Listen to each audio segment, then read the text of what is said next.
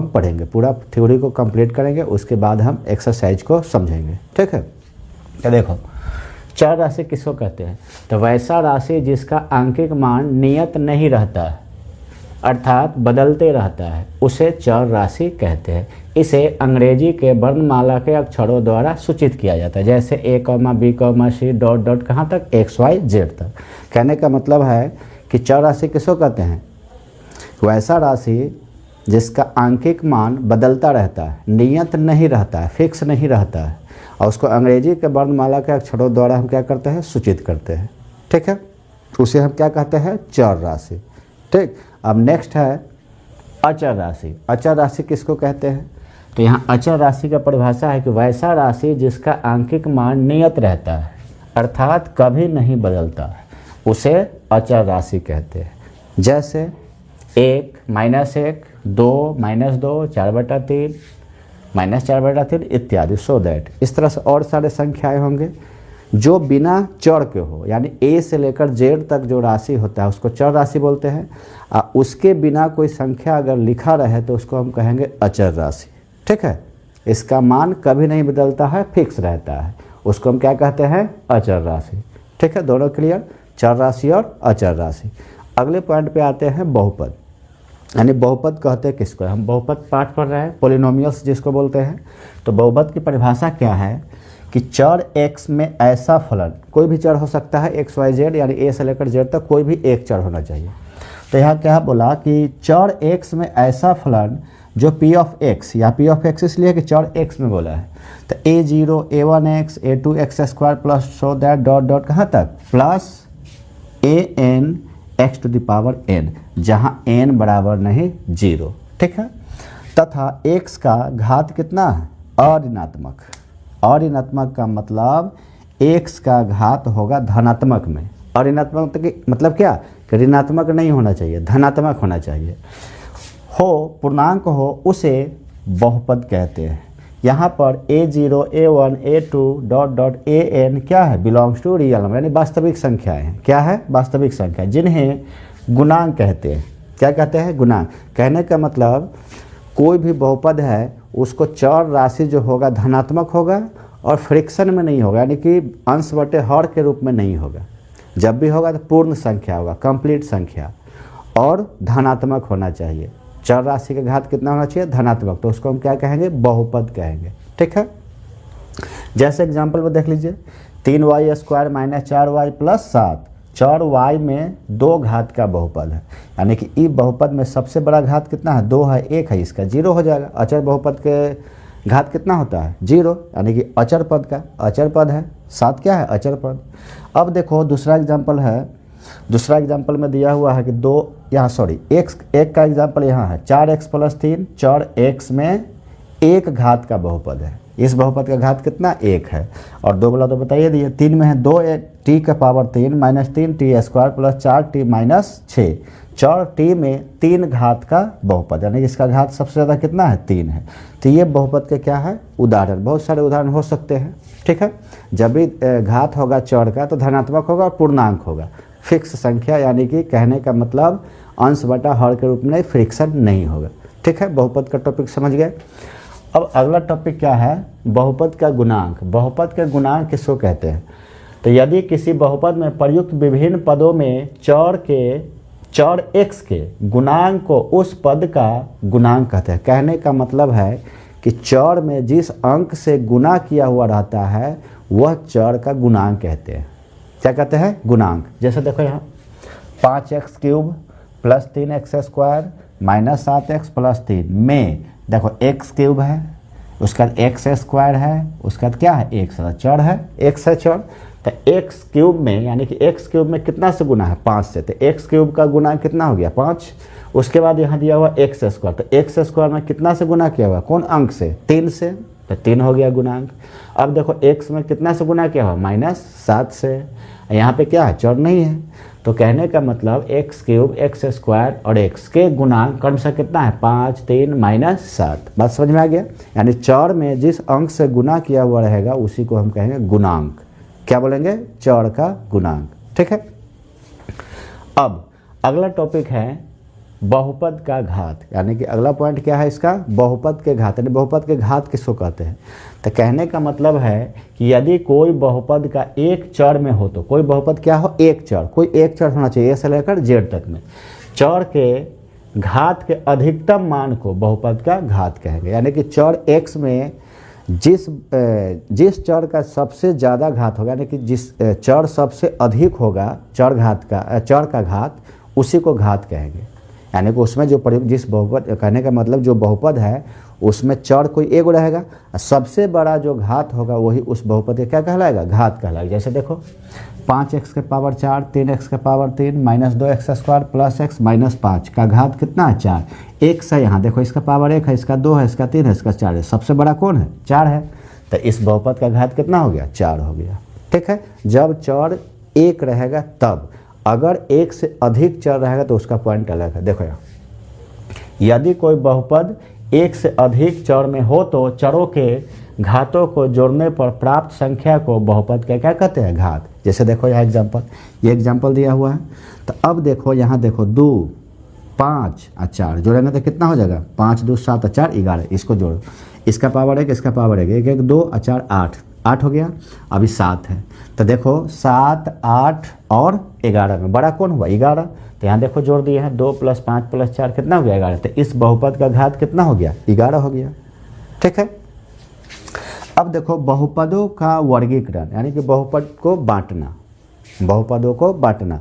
तो वर्गीकरण होता है, यहाँ पे हमको पढ़ना है त्रिघात बहुपद तक, तो 3 भाग में इसको हम पढ़ लेंगे, यानी बहुत सारे होते हैं घात के आधार पे।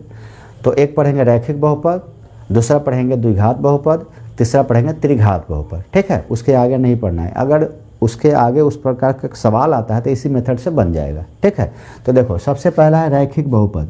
जिस बहुपद का घात 1 हो उसे क्या कहते हैं, रैखिक बहुपद कहते हैं। सिंपल सा है। इसका व्यापक रूप क्या होता है, ax + b है, जहाँ a बराबर नहीं 0, a, b belongs to real में, यानी a और b क्या है, वास्तविक संख्याएं हैं। क्या है, वास्तविक संख्याएं। अब देखो ये चर x है तो इसका घात 1 है, तो ये रैखिक बहुपद का क्या हो गया, व्यापक रूप। इसका एग्जाम्पल देख सकते हो, जैसे मान लो कि 3x + 5 या 2x - 1 या 4x + 5 या 3x - 1 या x - 1, यानी में चर जो x है उसका घात कितना छुपा हुआ, 1 छुपा हुआ, तो इसको कहेंगे रैखिक बहुपद। क्लियर। अब देखो द्विघात बहुपद। तो द्विघात बहुपद किसको कहते हैं, तो जिस बहुपद का घात 2 हो उसे द्विघात बहुपद कहते हैं। ठीक है, इसका व्यापक रूप ax² + bx + c है, जहाँ a बराबर नहीं 0 एवं a, b, c belongs to real number, यानी वास्तविक संख्या है। a, b, c क्या है, वास्तविक संख्या है। जैसे देख लो एग्जाम्पल में, जैसे मान लो x² + 5x + 6 क्या है, इसका घात कितना है, 2 है, तो द्विघात बहुपद हो गया। क्या हो गया, द्विघात बहुपद। अगर मान लेते हैं, ऐसे भी लिख सकते हैं कि 7x² - x + 5 etc, यह सब क्या हो गया, द्विघात बहुपद का व्यापक रूप। ये हो गया रैखिक बहुपद का व्यापक रूप। क्या हुआ, रैखिक बहुपद। ठीक है, अब चलते हैं अगले टॉपिक पे। तो अगला टॉपिक क्या है, त्रिघात बहुपद। तो जिस बहुपद के घात 3 हो उसे त्रिघाती बहुपद कहते हैं। ठीक है, इसका व्यापक रूप क्या होता है, ax³ + bx² + cx + d है, जहाँ a बराबर नहीं 0 एवं a, b, c, d belongs to real number, यानी वास्तविक संख्याएं हैं। ठीक है, इसका एग्जाम्पल समझो, जैसे देख लो x³ + 5x² - x + 5 या 2x² - 3x + 6x - 8 etc, ये सब क्या हुआ, त्रिघात बहुपद का व्यापक रूप। ये हो गया रैखिक बहुपद, इसको हम बोलेंगे क्या, रैखिक बहुपद का एग्जाम्पल है। और ये क्या है, द्विघात बहुपद का एग्जाम्पल है। और ये क्या है, त्रिघात बहुपद का एग्जाम्पल है। ठीक है, मुझे उम्मीद है कि आपको ये टॉपिक अच्छे से समझ में आ गया होगा। ठीक है, तो ये थ्योरी क्लास है, आप इसको बढ़िया से कॉपी कलम लेकर के बैठ कर के राइट कर लीजिएगा कि आने वाला चैप्टर जो है, यानी एक्सरसाइज जो है वो पढ़ने में आपको आसानी होगी और सुविधाजनक होगा। ठीक है, तो मुझे उम्मीद है कि आपको ये जितना टॉपिक बताया गया है आपको अच्छे से समझ में आ गया होगा। और इसको रिवाइज करके भी देखिएगा दोबारा से, एक बार समझ में नहीं तो 2 बार देखिए, अच्छे से समझ में आ जाएगा। ठीक है, तो सबसे पहले आप इसका स्क्रीनशॉट लीजिए, फिर आगे नेक्स्ट टॉपिक पर बढ़ते हैं। चलिए अब अगले टॉपिक पे आते हैं। जो टॉपिक इसका छोटा हुआ था उस टॉपिक को पहले पढ़ते हैं, उसके बाद फार्मूला पे आएंगे। ठीक है, चलिए यहाँ पर नेक्स्ट टॉपिक क्या दिया है, बहुपद का मान, यानी कि बहुपद के मान किसको कहते हैं, है ना।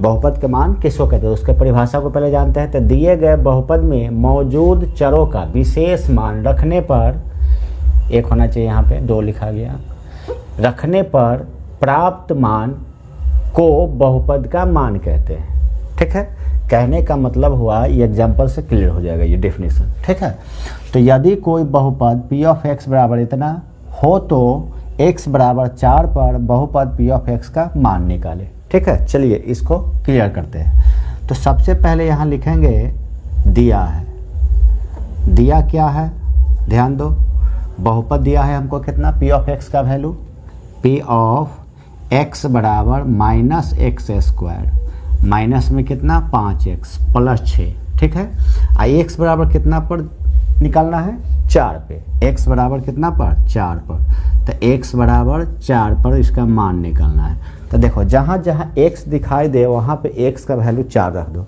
और जो उस बहुपद के मान आएगा वही उस बहुपद के मान कहलाएगा, जो हम 9th क्लास में पढ़ चुके हैं। दोनों टॉपिक, बहुपद के शून्यक भी, बहुपद का मान और बहुपद का शून्यक, दोनों हम 9th क्लास में पढ़ चुके हैं। यहाँ पर एक प्रकार से रिवीजन आपका हो रहा है कि अच्छे से याद आ जाए आपका पीछे का क्लास। ठीक है, तो देखिए यहाँ पे दिया है, जहाँ पर x है वहाँ पे हम 4 रख देते हैं, p ऑफ x, x है यहाँ तो x के जगह पर कितना रख दिए, 4 रख दिए।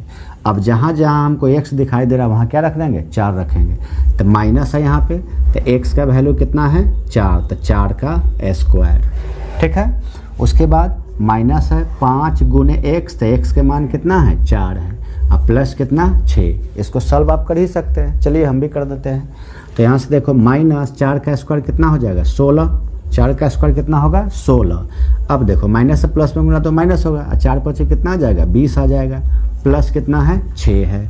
अब देखो हम जानते हैं कि एक जात को, यानी कि समान पद को समान के साथ जोड़ते हैं और असमान को असमान के साथ रखते हैं। ठीक है, तो देखो ये दोनों जो है एक समान है, यानी कि माइनस वाला को माइनस में जोड़ेंगे, प्लस वाला को प्लस में जोड़ेंगे। तो देखो माइनस माइनस जोड़ेंगे तो माइनस होगा, तो यहाँ माइनस आ जाएगा, 20 और 16 को जोड़ देंगे तो कितना आ जाएगा, 36 आ जाएगा, प्लस में कितना है, 6 है। ठीक है, अब देखो माइनस और प्लस को जोड़ते हैं तो संख्या घट जाते हैं, जिस चिन्ह की संख्या अधिक होती है वही चिन्ह हम रखते हैं। ठीक है, तो देखो यहाँ ये धन है, ये कर्ज है, तो धन हम 6 रुपया दे देंगे तो कर्ज कितना बचेगा, 30 रुपया, तो यहाँ से आ गया माइनस में 30। तो यही इस बहुपद का मान कहलाएगा, यही ये डेफिनेशन लिखा हुआ है। सब क्लियर, ठीक है। चलिए अगला टॉपिक है बहुपद के शून्यक, बहुपद के शून्यक। तो परिभाषा को पहले जानते हैं, फिर एग्जाम्पल से उसको समझ लेंगे। तो देखो किसी बहुपद में उपस्थित चर का वह मान जिसे बहुपद में रखने पर बहुपद का मान शून्य यानी 0 हो जाए, उसे उस बहुपद का क्या कहते हैं, शून्यक कहते हैं। क्या बोलते हैं, शून्यक। चलिए एग्जाम्पल से समझते हैं। तो यहाँ पे पहले लिखेगा दिया हुआ, क्या दिया हुआ है, हमको दिया है बहुपद कितना दिया है, देखो यहाँ p ऑफ x बराबर एक्स स्क्वायर माइनस 5x और प्लस 6। ठीक है, तो क्वेश्चन को पहले पढ़ते हैं, क्वेश्चन को समझते हैं। तो जांच करें कि x बराबर 1 बहुपद p ऑफ x बराबर x square minus 5x plus 6 का शून्यक है या नहीं, यानी कि x बराबर 1 जो है इस बहुपद का शून्यक है कि नहीं, हमको चेक करना है, जांच करना है। ठीक है, तो कहने का मतलब है कि x बराबर क्या दिया है, 1 दिया है, तो जहाँ x है वहाँ पे क्या रखेंगे, 1। जैसे यहाँ पे हम हल किए हैं इसको, तो देखो यहाँ पे एक्स स्क्वायर है तो x का वैल्यू 1 है, तो यहाँ 1 रखेंगे, स्क्वायर दिया है तो स्क्वायर रखेंगे। ठीक है, अब माइनस 5 गुने x है तो 1 रखेंगे x के जगह पे, प्लस में क्या लिखेंगे, 6 लिखेंगे। अब देखो 1 का स्क्वायर कितना हो जाएगा, 1 हो जाएगा, माइनस में प्लस से गुना तो माइनस, 5 में 1 से गुना करेंगे तो क्या हो जाएगा, 5 प्लस कितना 6, तो प्लस प्लस एक जगह जोड़ते हैं, माइनस माइनस एक जगह, तो प्लस 6 अब प्लस 1, इसका पहले कोई चीज़ नहीं मतलब प्लस में है, तो प्लस 1 है, अब प्लस 6 है, माइनस कितना हो जाएगा, 5 हो जाएगा, 1 6 और 1 क्या हो जाएगा, 7 हो जाएगा, माइनस कितना आ जाएगा, 5 आ जाएगा। कहीं कोई गड़बड़ हो गया क्या, आंसर नहीं आ रहा है 0। X square minus 5x plus 6 है, तो -1 होना चाहिए, क्वेश्चन गलत लिखा गया। जैसे यहाँ इसी एग्जाम्पल को लिया है तो -1, यहाँ x है ना, तो यहाँ पे x आएगा, तो यहाँ पर x आ जाएगा, तो यहाँ भी x आएगा, यहाँ भी माइनस ना आएगा, x बोल रहे हैं, यहाँ भी माइनस आएगा, यहाँ भी क्या आएगा, माइनस आएगा, है ना, और यहाँ भी क्या आएगा, माइनस आएगा। तो अब क्या करेंगे, -1 -5, तो माइनस में क्या हो जाएगा, 6, अब प्लस में 6 पहले से है। तो अब देखो तुम्हारे पास धन 6 रुपया था और कर्ज भी 6 रुपया था, दे दिया तो 0 बच गया। क्या बच गया, 0। तो कहने का मतलब इस बहुपद का मान 0 आ गया। इसका मतलब क्या, x बराबर 1 इस बहुपद का शून्यक। ठीक है, बात समझ में आ गया। मुझे उम्मीद है कि आपको बहुपद का मान और बहुपद का शून्यक बहुत अच्छे से समझ में आ गया होगा। ठीक है, चलिए आप इसका स्क्रीनशॉट लीजिए, फिर इसके आगे हम नेक्स्ट टॉपिक जो है उसको पढ़ते हैं। चलिए फार्मूला को जान लेते हैं इस चैप्टर के लिए, और ये टोटल चैप्टर जो है आपको पूरे एक्सरसाइज में यूज आएगा और आसानी से क्वेश्चन बनाने में हेल्प करेगी। ठीक है, चलिए जानते हैं। देखिए महत्वपूर्ण सूत्र है, सबसे पहले क्या दिया है कि यदि अल्फा तथा बीटा द्विघात बहुपद p ऑफ x बराबर ax² plus bx plus c comma a बराबर नहीं 0, यानी a का वैल्यू 0 नहीं होगा। जब a का वैल्यू 0 हो जाएगा तो रैखिक बहुपद बन जाएगा, इसलिए यहाँ पर क्या दिया, a बराबर नहीं 0। ठीक है, कि 2 शून्यक हो तो, यानी द्विघात बहुपद घात जिसका 2 है उसका 2 शून्यक, 1 घात होगा तो 1 शून्यक, 3 घात होगा तो 3 शून्यक, घात के आधार पर उसका शून्यकों की संख्या होगा। ठीक है, तो द्विघात बहुपद में 2 शून्यक है, अल्फा और बीटा। तब क्या होता है, शून्यकों का योग -b/a, या इसको संकेत में बोल सकते हैं अल्फा प्लस बीटा बराबर -b/a। ठीक है, अब है नंबर 2 में शून्यकों का गुणनफल c/a, या संकेत में लिख सकते हैं अल्फा इंटू बीटा बराबर c/a। उसके बाद नंबर 3 में है बहुपद बराबर, यानी कि 2 शून्यक दे हैं तो बहुपद कैसे निकालें, तो x² माइनस अल्फा शून्यकों का योग इंटू x प्लस शून्यकों का गुणनफल। उसी को हम संकेत में लिख सकते हैं p ऑफ x बराबर x² minus alpha plus beta into x plus alpha into beta. उसके बाद एक ये जो फॉर्मूला है चौथे चैप्टर में भी यूज आता है, इसमें यूज आएगा, इसलिए इसको बता दिए। विवेचक या विभक्तर बोलते हैं इसको, द्विघात समीकरण में सबसे ज्यादा यूज होता है। ये होता है b² माइनस 4ac या d बराबर b² माइनस 4ac, क्योंकि d का फुल फॉर्म क्या होता है, डिस्क्रिमिनांट। इसका मतलब होता है विभक्तर या विवेचक।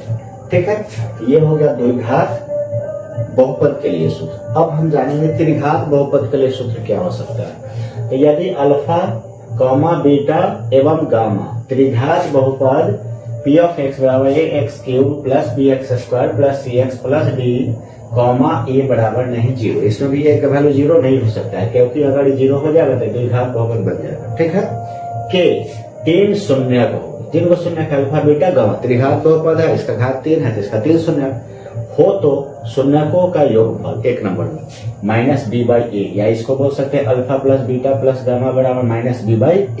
ठीक है, अब है नंबर 2। नंबर 2 में है दो शून्यकों को एक साथ लेकर उनके योग, तो c/ क्या होता है, ये a, c/a, या इसको बोल सकते हैं alpha beta plus beta gamma plus gamma alpha बराबर कितना, c/a। उसका नंबर 3 में आता है शून्यकों का गुणनफल, जिसको हम जानते हैं -d/a, इसको संकेत में लिख सकते हैं alpha into beta into gamma बराबर -d/a। अब त्रिघात बहुपद का फॉर्मूला, 3 शून्यक दे रहेगा, त्रिघात बहुपद हम कैसे निकालेंगे, तो x³ minus alpha plus beta plus gamma into x² plus alpha beta plus beta gamma plus gamma alpha into x minus alpha into beta into gamma. ठीक है, अब इसी को हम संकेत में लिख दिया है p ऑफ x बराबर x³ minus alpha plus beta plus gamma into x² plus alpha beta plus beta gamma plus gamma alpha into x minus alpha into beta into gamma. तो ये आपको पूरे चैप्टर में, चैप्टर नंबर 2 में बहुत useful formula रहेंगे। अगर ये आप याद करके रखेंगे तो क्वेश्चन को हल करने में बहुत आसानी होगी। ठीक है, मुझे उम्मीद है कि ये आपको टोटल फार्मूला अच्छे से समझ में आ गया है। अब इसको फार्मूला को यूज कैसे करेंगे, जब हम एक्सरसाइज को पढ़ेंगे तो हमको पूरे क्लियर हो जाएगा। लेकिन हाँ, आप लोग इसको कॉपी में राइट करके आप लोग लिख लीजिएगा। ठीक है, तो आप इसका स्क्रीनशॉट लीजिए। तो आप लोग से एक बात करना चाहूँगा कि इस चैनल को शेयर, सब्सक्राइब एंड लाइक्स कीजिए और ज़्यादा से ज़्यादा लाइक कीजिए, शेयर कीजिए, सब्सक्राइब कीजिए और कमेंट भी कीजिए कि इस क्लास को आपको करने में कोई दिक्कत तो नहीं है, कोई परेशानी तो नहीं है, या समझ में नहीं आ रहा है, या किसी भी टॉपिक पर आपको दिक्कत हो तो उस टॉपिक पर आप कमेंट करके वीडियो के कमेंट में आप कमेंट कर दीजिएगा। उसको हम देख करके हम उस पर वर्क करने का यानी कि एक्सप्लेन करने का हम प्रयास करेंगे। ठीक है, तब तक के लिए इस क्लास को एंड करते हैं। अब मिलते हैं नेक्स्ट क्लास में, जब हम एक्सरसाइज को लेकर के आएंगे 2.1 और 2.2। ठीक है, तब तक के लिए आप ईमानदारी से पढ़ाई करते रहिए, स्वस्थ रहिए, मस्त रहिए, मुस्कुराते रहिए। जय हिंद बच्चों, आपका स्वागत है my YouTube channel Aryan classes में। आज हम 10th का मैथ पढ़ेंगे, जिसमें चैप्टर नंबर 2 पढ़ने वाले हैं। चैप्टर नंबर क्या है? 2, जिसको हम बहुपद के नाम से जानते हैं। इससे पहले हमने चैप्टर नंबर 3 को पूरा फुल चैप्टर को कंप्लीट कर चुके हैं, प्ले लिस्ट में है, जा कर के आप उसको देख सकते हैं। ठीक है, और इस चैनल को शेयर, सब्सक्राइब करते रहिए और ईमानदारी से पढ़ाई करते रहिए। ठीक है, चलिए देर न करते हुए इस क्लास को हम स्टार्ट करते हैं। आज का चैप्टर है 2, बहुपद। तो बहुपद है जिसमें आज पढ़ना है इंट्रोडक्शन, जिसको हम बोलते हैं हिंदी में परिचय। ठीक है, यानी कि इस चैप्टर को कैसे हम सॉल्व करेंगे इसके बारे में, इसका थ्योरी पढ़ेंगे और इसके साथ साथ इसकी परिभाषा पढ़ेंगे और इसमें फार्मूला पढ़ेंगे, जो इस चैप्टर में फार्मूला लगने वाला है। तो हमको चैप्टर नंबर 2 को एक्सरसाइज को हल करने में आसानी होगी। ठीक है, तो चलिए इसको हम पढ़ते हैं। तो सबसे पहले इसमें हमको पढ़ना क्या है? चर राशि के बारे में जानना है, अचर राशि के बारे में जानना है, बहुपद के बारे में जानना है, बहुपद के गुणांक के बारे में जानना है, बहुपद की घात के बारे में जानना है और बहुपद का वर्गीकरण के बारे में जानेंगे। ठीक है, फिर इसके बाद आगे बढ़ेंगे, इसमें जो टॉपिक आएगा उसको हम पढ़ेंगे, पूरा थ्योरी को कंप्लीट करेंगे, उसके बाद हम एक्सरसाइज को समझेंगे। ठीक है, तो देखो चर राशि किसको कहते हैं? तो वैसा राशि जिसका आंकिक मान नियत नहीं रहता है, अर्थात बदलते रहता है, उसे चर राशि कहते हैं। इसे अंग्रेजी के वर्णमाला के अक्षरों द्वारा सूचित किया जाता है, जैसे A, B, C dot dot कहाँ तक, XYZ तक। कहने का मतलब है कि चर राशि किसको कहते हैं? वैसा राशि जिसका आंकिक मान बदलता रहता है, नियत नहीं रहता है, फिक्स नहीं रहता है, और उसको अंग्रेजी के वर्णमाला के अक्षरों द्वारा हम क्या करते हैं? सूचित करते हैं। ठीक है, उसे हम क्या कहते हैं? चर राशि।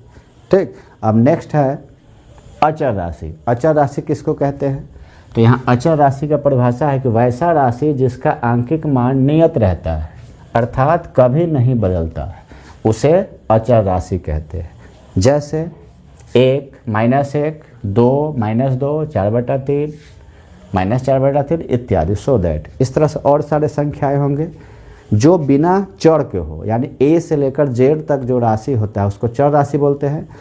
उसके बिना कोई संख्या अगर लिखा रहे तो उसको हम कहेंगे अचर राशि। ठीक है, इसका मान कभी नहीं बदलता है, फिक्स रहता है, उसको हम क्या कहते हैं? अचर राशि। ठीक है, दोनों क्लियर, चर राशि और अचर राशि। अगले पॉइंट पे आते हैं बहुपद। यानी बहुपद कहते हैं किसको? हम बहुपद पाठ पढ़ रहे हैं, पोलिनोमियल्स जिसको बोलते हैं। तो बहुपद की परिभाषा क्या है कि चर x में ऐसा फलन, कोई भी चर हो सकता है XYZ, यानी A से लेकर Z तक कोई भी एक चर होना चाहिए। तो यहाँ क्या बोला कि चर x में ऐसा फलन जो P ऑफ x, या P ऑफ x इसलिए कि चर x में बोला है, तो A0, A1x, A2x² plus so that dot dot कहाँ तक, plus AN x to the power n, जहाँ n बराबर नहीं 0। ठीक है, तथा x का घात कितना है? अऋणात्मक। अऋणात्मक का मतलब x का घात होगा धनात्मक में। अऋणात्मक मतलब क्या? कि ऋणात्मक नहीं होना चाहिए, धनात्मक होना चाहिए। हो पूर्णांक हो उसे बहुपद कहते हैं। यहाँ पर A0, A1, A2 dot dot AN क्या है? बिलोंग्स टू रियल नंबर, यानी वास्तविक संख्याएं हैं। क्या है? वास्तविक संख्या, जिन्हें गुणांक कहते हैं। क्या कहते हैं? गुणांक। कहने का मतलब कोई भी बहुपद है उसको चर राशि जो होगा धनात्मक होगा और फ्रैक्शन में नहीं होगा, यानी कि अंश बटे हर के रूप में नहीं होगा। जब भी होगा तो पूर्ण संख्या होगा, कंप्लीट संख्या, और धनात्मक होना चाहिए। चर राशि का घात कितना होना चाहिए? धनात्मक। तो उसको हम क्या कहेंगे? बहुपद कहेंगे। ठीक है, जैसे एग्जाम्पल में देख लीजिए, 3y² - 4y + 7। 4y में 2 घात का बहुपद है, यानी कि ई बहुपद में सबसे बड़ा घात कितना है? 2 है, 1 है, इसका 0 हो जाएगा। अचर बहुपद के घात कितना होता है? 0, यानी कि अचर पद का अचर पद है। 7 क्या है? अचर पद। अब देखो दूसरा एग्जाम्पल है, दूसरा एग्जाम्पल में दिया हुआ है कि एक का एग्जाम्पल यहाँ है 4x + 3। 4x में 1 घात का बहुपद है, इस बहुपद का घात कितना? 1 है। और 2 वाला तो बताइए दिए। 3 में है 2t का पावर 3 - 3t² + 4t - 6। 4t में 3 घात का बहुपद, यानी इसका घात सबसे ज़्यादा कितना है? 3 है। तो ये बहुपद के क्या है? उदाहरण। बहुत सारे उदाहरण हो सकते हैं। ठीक है, जब भी घात होगा चौर का तो धनात्मक होगा और पूर्णांक होगा, फिक्स संख्या, यानी कि कहने का मतलब अंश बटा हर के रूप में फ्रिक्शन नहीं होगा। ठीक है, बहुपद का टॉपिक समझ गए। अब अगला टॉपिक क्या है? बहुपद का गुणांक। बहुपद के गुणांक किसको कहते हैं?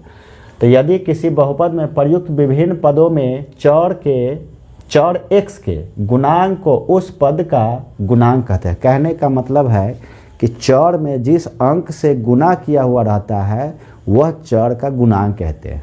क्या कहते हैं? गुणांक। जैसे देखो यहाँ 5x³ + 3x² - 7x + 3 में देखो x³ है, उसका x² है, उसका क्या है? x चर है, x है चर। तो x³ में, यानी कि x³ में कितना से गुना है? 5 से। तो x³ का गुना कितना हो गया? 5। उसके बाद यहाँ दिया हुआ x²। तो x² में कितना से गुना किया हुआ? कौन अंक से? 3 से। तो 3 हो गया गुणांक। अब देखो x में कितना से गुना किया हुआ? -7 से। यहाँ पे क्या है? चर नहीं है। तो कहने का मतलब x³ x² और x के गुणांक क्रमशः कितना है? 5 3 -7। बात समझ में आ गया? यानी चर में जिस अंक से गुना किया हुआ रहेगा उसी को हम कहेंगे गुणांक। क्या बोलेंगे? चर का गुणांक। ठीक है, अब अगला टॉपिक है बहुपद का घात, यानी कि अगला पॉइंट क्या है इसका? बहुपद के घात। यानी बहुपद के घात किसको कहते हैं? तो कहने का मतलब है कि यदि कोई बहुपद का एक चर में हो, तो कोई बहुपद क्या हो? एक चर, कोई एक चर होना चाहिए, ए से लेकर जेड तक में। चर के घात के अधिकतम मान को बहुपद का घात कहेंगे। यानी कि चर x में जिस चर का सबसे ज़्यादा घात होगा, यानी कि जिस चर सबसे अधिक होगा चर का घात, उसी को घात कहेंगे। यानी कि उसमें जो जिस बहुपद, कहने का मतलब जो बहुपद है उसमें चर कोई एक रहेगा, सबसे बड़ा जो घात होगा वही उस बहुपद का क्या कहलाएगा? घात कहलाएगा। जैसे देखो 5x के पावर 4, 3x के पावर 3 - 2x² + x - 5 का घात कितना है? 4। x है, यहाँ देखो इसका पावर 1 है, इसका 2 है, इसका 3 है, इसका 4 है। सबसे बड़ा कौन है? 4 है। तो इस बहुपद का घात कितना हो गया? 4 हो गया। ठीक है, जब चर एक रहेगा तब। अगर एक से अधिक चर रहेगा तो उसका पॉइंट अलग है। देखो यहाँ, यदि कोई बहुपद एक से अधिक चर में हो तो चरों के घातों को जोड़ने पर प्राप्त संख्या को बहुपद का क्या कहते हैं? घात। जैसे देखो यहाँ ये एग्जाम्पल दिया हुआ है। तो अब देखो यहाँ देखो 2 5 और 4 जोड़ेंगे तो कितना हो जाएगा? 5 2 7 और 4 11। इसको जोड़ो, इसका पावर 1, इसका पावर 1, 1 1 2 और 4 8 हो गया। अभी 7 है, तो देखो 7 8 और 11 में बड़ा कौन हुआ? 11। तो यहाँ देखो जोड़ दिए हैं 2 + 5 + 4 कितना हो गया? 11। तो इस बहुपद का घात कितना हो गया? 11 हो गया। ठीक है, अब देखो बहुपदों का वर्गीकरण, यानी कि बहुपद को बांटना, बहुपदों को बांटना। तो वर्गीकरण होता है, यहाँ पे हमको पढ़ना है त्रिघात बहुपद तक। तो 3 भाग में इसको हम पढ़ लेंगे, यानी बहुत सारे होते हैं घात के आधार पे। तो एक पढ़ेंगे रैखिक बहुपद, दूसरा पढ़ेंगे द्विघात बहुपद, तीसरा पढ़ेंगे त्रिघात बहुपद। ठीक है, उसके आगे नहीं पढ़ना है। अगर उसके आगे उस प्रकार का सवाल आता है तो इसी मेथड से बन जाएगा। ठीक है, तो देखो सबसे पहला है रैखिक बहुपद। जिस बहुपद का घात 1 हो उसे क्या कहते हैं? रैखिक बहुपद कहते हैं। सिंपल सा है। इसका व्यापक रूप क्या होता है? ax + b है, जहाँ a बराबर नहीं 0, a, b belongs to real में, यानी a और b क्या है? वास्तविक संख्याएं हैं। क्या है? वास्तविक संख्याएं। अब देखो ये चर x है तो इसका घात 1 है, तो ये रैखिक बहुपद का क्या हो गया? व्यापक रूप। इसका एग्जाम्पल देख सकते हो, जैसे मान लो कि 3x + 5 या 2x - 1 या 4x + 5 या 3x माइनस 1 या x माइनस 1, यानी हमें चर जो x है उसका घात कितना छुपा हुआ, 1 छुपा हुआ, तो इसको कहेंगे रैखिक बहुपद। क्लियर। अब देखो द्विघात बहुपद, तो द्विघात बहुपद किसको कहते हैं, तो जिस बहुपद का घात 2 हो उसे द्विघात बहुपद कहते हैं। ठीक है। इसका व्यापक रूप ax² plus bx plus c है, जहाँ a बराबर नहीं 0 एवं a, b, c belongs to real number, यानी वास्तविक संख्या है। a, b, c क्या है, वास्तविक संख्या है। जैसे देख लो एग्जाम्पल में, जैसे मान लो x² प्लस 5x प्लस 6 क्या है, इसका घात कितना है, 2 है, तो द्विघात बहुपद हो गया। क्या हो गया, द्विघात बहुपद। अगर मान लेते हैं, ऐसे भी लिख सकते हैं कि 7x² minus x plus 5 etc, यह सब क्या हो गया, द्विघात बहुपद का व्यापक रूप। ये हो गया रैखिक बहुपद का व्यापक रूप। क्या हुआ, रैखिक बहुपद। ठीक है। अब चलते हैं अगले टॉपिक पे। तो अगला टॉपिक क्या है, त्रिघात बहुपद। तो जिस बहुपद के घात 3 हो उसे त्रिघाती बहुपद कहते हैं। ठीक है। इसका व्यापक रूप क्या होता है, ax³ plus bx² plus cx plus d है, जहाँ a बराबर नहीं 0 एवं a, b, c, d belongs to real number, यानी वास्तविक संख्याएं हैं। ठीक है। इसका एग्जाम्पल समझो, जैसे देख लो x³ plus 5x² minus x plus 5 या 2x² minus 3x plus 6x minus 8 etc, ये सब क्या हुआ, त्रिघात बहुपद का व्यापक रूप। ये हो गया रैखिक बहुपद, इसको हम बोलेंगे क्या, रैखिक बहुपद का एग्जाम्पल है। और ये क्या है, द्विघात बहुपद का एग्जाम्पल है। और ये क्या है, त्रिघात बहुपद का एग्जाम्पल है। ठीक है। मुझे उम्मीद है कि आपको ये टॉपिक अच्छे समझ में आ गया होगा। ठीक है। तो ये थ्योरी क्लास है, आप इसको बढ़िया से कॉपी कलम लेकर के बैठ कर के राइट कर लीजिएगा कि आने वाला चैप्टर जो है यानी एक्सरसाइज जो है वो पढ़ने में आपको आसानी होगी और सुविधाजनक होगा। ठीक है। तो मुझे उम्मीद है कि आपको ये जितना टॉपिक बताया गया है आपको अच्छे से समझ में आ गया होगा। और इसको रिवाइज करके भी देखिएगा दोबारा से, एक बार समझ में नहीं आए तो 2 बार देखिए, अच्छे से समझ में आ जाएगा। ठीक है। तो सबसे पहले आप इसका स्क्रीनशॉट लीजिए, फिर आगे नेक्स्ट टॉपिक पर बढ़ते हैं। चलिए अब अगले टॉपिक पे आते हैं। जो टॉपिक इसका छूटा हुआ था उस टॉपिक को पहले पढ़ते हैं, उसके बाद फार्मूला पे आएंगे। ठीक है। चलिए यहाँ पे नेक्स्ट टॉपिक क्या दिया है, बहुपद का मान, यानी कि बहुपद के मान किसको कहते हैं, है ना। बहुपद के मान किसको कहते हैं, उसके परिभाषा को पहले जानते हैं। तो दिए गए बहुपद में मौजूद चरों का विशेष मान रखने पर, एक होना चाहिए यहाँ पे, 2 लिखा गया, रखने पर प्राप्त मान को बहुपद का मान कहते हैं। ठीक है। कहने का मतलब हुआ, ये एग्जाम्पल से क्लियर हो जाएगा ये डेफिनेशन। ठीक है। तो यदि कोई बहुपद p ऑफ x बराबर इतना हो तो x बराबर 4 पर बहुपद p ऑफ x का मान निकाले। ठीक है। चलिए इसको क्लियर करते हैं। तो सबसे पहले यहाँ लिखेंगे दिया है, दिया क्या है, ध्यान दो, बहुपद दिया है हमको कितना, p ऑफ x का वैल्यू, p ऑफ x बराबर माइनस x², माइनस में कितना 5x प्लस 6। ठीक है। x बराबर कितना पर निकालना है, 4 पे, x बराबर कितना पर, 4 पर। तो x बराबर 4 पर इसका मान निकालना है। तो देखो जहाँ जहाँ x दिखाई दे वहाँ पे x का वैल्यू 4 रख दो, और जो उस बहुपद के मान आएगा वही उस बहुपद के मान कहलाएगा, जो हम 9th क्लास में पढ़ चुके हैं। दोनों टॉपिक, बहुपद का शून्यक भी, बहुपद का मान और बहुपद का शून्यक, दोनों हम 9th क्लास में पढ़ चुके हैं। यहाँ पर एक प्रकार से रिवीजन आपका हो रहा है कि अच्छे से याद आ जाए आपका पीछे का क्लास। ठीक है। तो देखिए यहाँ पे दिया है, जहाँ पर x है वहाँ पे हम 4 रख देते हैं, p ऑफ x, x है यहाँ तो x के जगह पर कितना रख दिए, 4 रख दिए। अब जहाँ जहाँ हमको x दिखाई दे रहा है वहाँ क्या रख देंगे, 4 रखेंगे। तो माइनस है यहाँ पे, तो x का वैल्यू कितना है, 4, तो 4 का स्क्वायर। ठीक है। उसके बाद माइनस है 5 गुने x, तो x के मान कितना है, 4 है, अब प्लस कितना 6। इसको सॉल्व आप कर ही सकते हैं, चलिए हम भी कर देते हैं। तो यहाँ से देखो माइनस 4 का स्क्वायर कितना हो जाएगा, 16, 4 का स्क्वायर कितना होगा, 16। अब देखो माइनस से प्लस में गुना तो माइनस होगा, 4 पर 6 कितना आ जाएगा, 20 आ जाएगा, प्लस कितना है, 6 है। अब देखो हम जानते हैं कि एक जात को यानी कि समान पद को समान के साथ जोड़ते हैं और असमान को असमान के साथ रखते हैं। ठीक है। तो देखो ये दोनों जो है एक समान है, यानी कि माइनस वाला को माइनस में जोड़ेंगे, प्लस वाला को प्लस में जोड़ेंगे। तो देखो माइनस माइनस जोड़ेंगे तो माइनस होगा, तो यहाँ माइनस आ जाएगा। 20 और 16 को जोड़ देंगे तो कितना आ जाएगा, 36 आ जाएगा। प्लस में कितना है, 6 है। ठीक है, अब देखो माइनस और प्लस को जोड़ते हैं तो संख्या घट जाते हैं, जिस चिन्ह की संख्या अधिक होती है वही चिन्ह हम रखते हैं। ठीक है, तो देखो यहाँ ये धन है, ये कर्ज है, तो धन हम 6 रुपया दे देंगे तो कर्ज कितना बचेगा, 30 रुपया। तो यहाँ से आ गया माइनस में 30। तो यही इस बहुपद का मान कहलाएगा, यही ये डिफिनेशन लिखा हुआ है। सब क्लियर?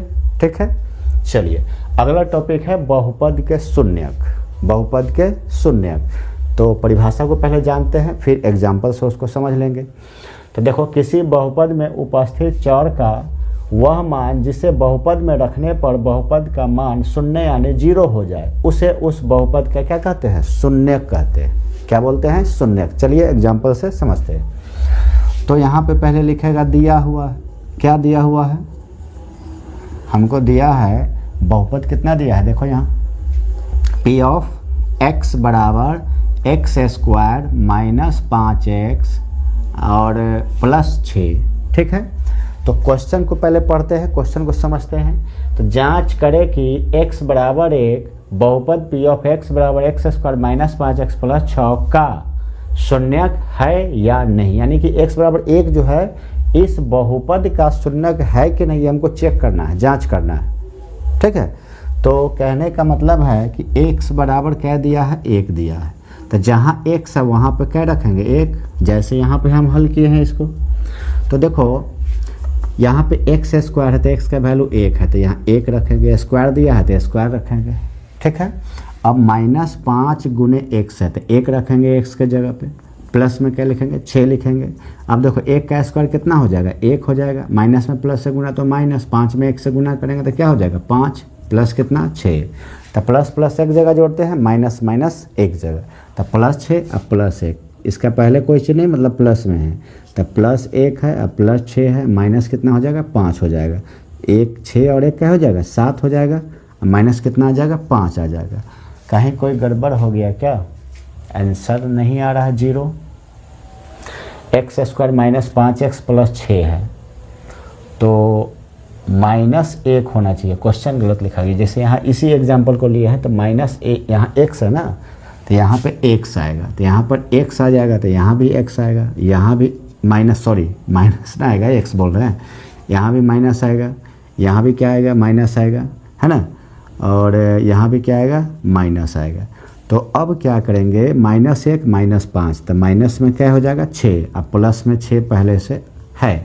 तो अब देखो तुम्हारे पास धन 6 रुपया था और कर्ज भी 6 रुपया था, दे दिया तो 0 बच गया। क्या बच गया, 0। तो कहने का मतलब इस बहुपद का मान 0 आ गया। इसका मतलब क्या, x बराबर 1 इस बहुपद का शून्यक। ठीक है, बात समझ में आ गया। मुझे उम्मीद है कि आपको बहुपद का मान और बहुपद का शून्यक बहुत अच्छे से समझ में आ गया होगा। ठीक है, चलिए आप इसका स्क्रीनशॉट लीजिए, फिर इसके आगे हम नेक्स्ट टॉपिक जो है उसको पढ़ते हैं। चलिए फार्मूला को जान लेते हैं इस चैप्टर के लिए, और ये टोटल चैप्टर जो है आपको पूरे एक्सरसाइज में यूज आएगा और आसानी से क्वेश्चन बनाने में हेल्प करेगी। ठीक है, चलिए जानते हैं। देखिए महत्वपूर्ण सूत्र है, सबसे पहले क्या दिया है कि यदि अल्फा तथा बीटा द्विघात बहुपद p ऑफ x बराबर ax² plus bx plus c comma a बराबर नहीं 0, यानी a का वैल्यू 0 नहीं होगा। जब a का वैल्यू 0 हो जाएगा तो रैखिक बहुपद बन जाएगा, इसलिए यहाँ पर क्या दिया, a बराबर नहीं 0। ठीक है, कि 2 शून्यक हो तो, यानी द्विघात बहुपद घात जिसका 2 है उसका 2 शून्यक, 1 घात होगा तो 1 शून्यक, 3 घात होगा तो 3 शून्यक, घात के आधार पर उसका शून्यकों की संख्या होगा। ठीक है, तो द्विघात बहुपद में 2 शून्यक है, अल्फा और बीटा। तब क्या होता है, शून्यकों का योग माइनस b बाई a, या इसको संकेत में बोल सकते हैं अल्फा प्लस बीटा बराबर माइनस b बाई a। ठीक है, अब है नंबर 2 में शून्यकों का गुणनफल c बाई a, या संकेत में लिख सकते हैं अल्फा इंटू बीटा बराबर c बाई a। उसके बाद नंबर 3 में है बहुपद बराबर, यानी कि 2 शून्यक दिले हैं तो बहुपद कैसे निकालें, तो x² माइनस अल्फा शून्यकों का योग इंटू x प्लस शून्यकों का गुणनफल। उसी को हम संकेत में लिख सकते हैं पी ऑफ एक्स बराबर x square minus alpha plus beta into x plus alpha into beta. उसके बाद एक ये जो फॉर्मूला है चौथे चैप्टर में भी यूज आता है, इसमें यूज आएगा, इसलिए इसको बता दिए। विवेचक या विभक्तर बोलते हैं इसको, द्विघात समीकरण में सबसे ज्यादा यूज होता है। ये होता है बी स्क्वायर माइनस 4ac या डी बराबर बी स्क्वायर माइनस 4ac, क्योंकि डी का फुल फॉर्म क्या होता है? डिस्क्रिमिनांट। इसका मतलब होता है विभक्तर या विवेचक। ठीक है, ये हो गया द्विघात बहुपद के लिए सूत्र। अब हम जानेंगे त्रिघात बहुपद के लिए सूत्र क्या हो सकता है। तो यदि अल्फा कॉमा बीटा एवं गामा त्रिघात बहुपद पी ऑफ एक्स बराबर x cube plus b x square plus c x plus d comma a बराबर नहीं 0, इसमें भी ए का वैल्यू 0 नहीं हो सकता है, क्योंकि अगर 0 हो जाएगा तो द्विघात बहुपद बन जाएगा। ठीक है, के 3 शून्य को, 3 को शून्य का अल्फा बीटा गामा त्रिघात बहुपद है, इसका घात 3 है तो इसका 3 शून्य हो तो शून्यकों का योगफल 1 नंबर में माइनस बी बाई ए, या इसको बोल सकते हैं alpha plus beta plus gamma बराबर माइनस बी बाई ए। ठीक है, अब है नंबर 2। नंबर 2 में है दो शून्यकों को एक साथ लेकर उनके योग, तो सी बाई क्या होता है? ये ए, सी बाई ए, या इसको बोल सकते हैं alpha beta plus beta gamma plus gamma alpha बराबर कितना? सी बाई ए। उसका नंबर 3 में आता है शून्यकों का गुणनफल, जिसको हम जानते हैं माइनस डी बाई ए। इसको संकेत में लिख सकते हैं alpha into beta into gamma बराबर माइनस डी बाई ए। अब त्रिघात बहुपद का फॉर्मूला, 3 शून्य जरूर रहेगा, त्रिघात बहुपद हम कैसे निकालेंगे? X cube minus alpha plus beta plus gamma into x square plus alpha beta plus beta gamma plus gamma alpha into x minus alpha into beta into gamma. ठीक है, अब इसी को हम संकेत में लिख दिया है पी ऑफ एक्स बराबर x cube minus alpha plus beta plus gamma into x square plus alpha beta plus beta gamma plus gamma alpha into x minus alpha into beta into gamma. तो ये आपको पूरे chapter में, chapter number 2 में बहुत useful formula रहेंगे। अगर ये आप याद करके रखेंगे तो क्वेश्चन को हल करने में बहुत आसानी होगी। ठीक है, मुझे उम्मीद है कि ये आपको टोटल फार्मूला अच्छे समझ में आ गया है। अब इसको फार्मूला को यूज कैसे करेंगे, जब हम एक्सरसाइज को पढ़ेंगे तो हमको पूरे क्लियर हो जाएगा। लेकिन हाँ, आप लोग इसको कॉपी में राइट करके आप लोग लिख लीजिएगा। ठीक है, तो आप इसका स्क्रीनशॉट लीजिए।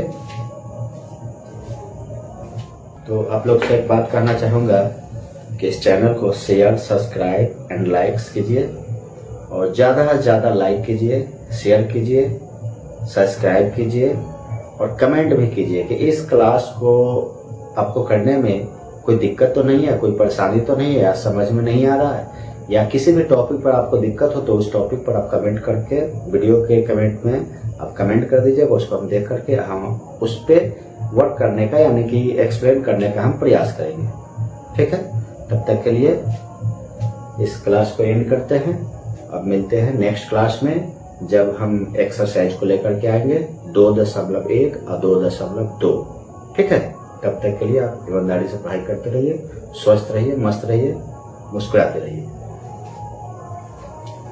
जय हिंद बच्चों, आपका स्वागत है my YouTube channel Aryan classes में। आज हम 10th का मैथ पढ़ेंगे, जिसमें चैप्टर नंबर 2 पढ़ने वाले हैं। चैप्टर नंबर क्या है? 2, जिसको हम बहुपद के नाम से जानते हैं। इससे पहले हमने चैप्टर नंबर 3 को पूरा फुल चैप्टर को कंप्लीट कर चुके हैं, प्ले लिस्ट में है, जा कर के आप उसको देख सकते हैं। ठीक है, और इस चैनल को शेयर, सब्सक्राइब करते रहिए और ईमानदारी से पढ़ाई करते रहिए। ठीक है, चलिए देर न करते हुए इस क्लास को हम स्टार्ट करते हैं। आज का चैप्टर है 2, बहुपद। तो बहुपद है जिसमें आज पढ़ना है इंट्रोडक्शन, जिसको हम बोलते हैं हिंदी में परिचय। ठीक है, यानी कि इस चैप्टर को कैसे हम सॉल्व करेंगे इसके बारे में, इसका थ्योरी पढ़ेंगे और इसके साथ साथ इसकी परिभाषा पढ़ेंगे, और इसमें फार्मूला पढ़ेंगे, जो इस चैप्टर में फार्मूला लगने वाला है। तो हमको चैप्टर नंबर 2 को, एक्सरसाइज को हल करने में आसानी होगी। ठीक है, तो चलिए इसको हम पढ़ते हैं। तो सबसे पहले इसमें हमको पढ़ना क्या है?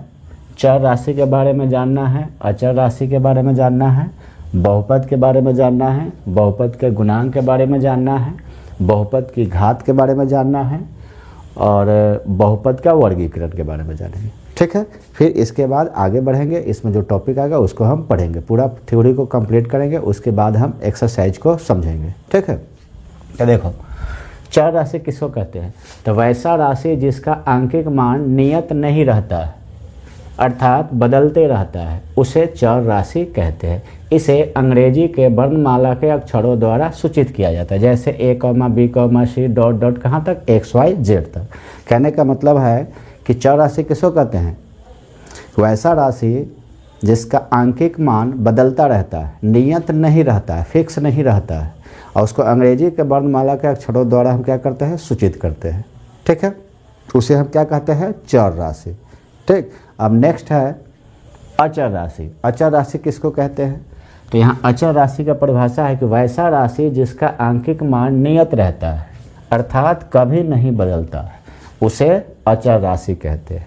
जैसे 1, -1, 2, -2, 4/3, -4/3 इत्यादि। सो दैट इस तरह से और सारे संख्याएं होंगे जो बिना चर के हो, यानी A से लेकर Z तक जो राशि होता है उसको चर राशि बोलते हैं। उसके बिना कोई संख्या अगर लिखा रहे तो उसको हम कहेंगे अचर राशि। ठीक है, इसका मान कभी नहीं बदलता है, फिक्स रहता है, उसको हम क्या कहते हैं? अचर राशि। ठीक है, दोनों क्लियर, चर राशि और अचर राशि। अगले पॉइंट पे आते हैं बहुपद। यानी बहुपद कहते हैं किसको? हम बहुपद पाठ पढ़ रहे हैं, पोलिनोमियल्स जिसको बोलते हैं। तो बहुपद की परिभाषा क्या है कि चर x में ऐसा फलन, कोई भी चर हो सकता है XYZ, यानी A से लेकर Z तक कोई भी एक चर होना चाहिए। तो यहाँ क्या बोला कि चर x में ऐसा फलन जो P of x, या P of x इसलिए कि चर x में बोला है, तो A0, A1x, A2x² plus so that dot dot कहाँ तक, plus AN x to the power n, जहाँ n बराबर नहीं 0। ठीक है, तथा x का घात कितना है? अऋणात्मक। अऋणात्मक का मतलब x का घात होगा धनात्मक में। अऋणात्मक मतलब क्या? कि ऋणात्मक नहीं होना चाहिए, धनात्मक होना चाहिए। हो पूर्णांक हो उसे बहुपद कहते हैं।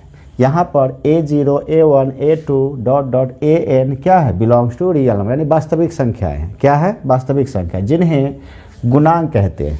क्या कहते हैं? गुणांक। कहने का मतलब कोई भी बहुपद है उसको चर राशि जो होगा धनात्मक होगा और फ्रैक्शन में नहीं होगा, यानी कि अंश बटे हर के रूप में नहीं होगा।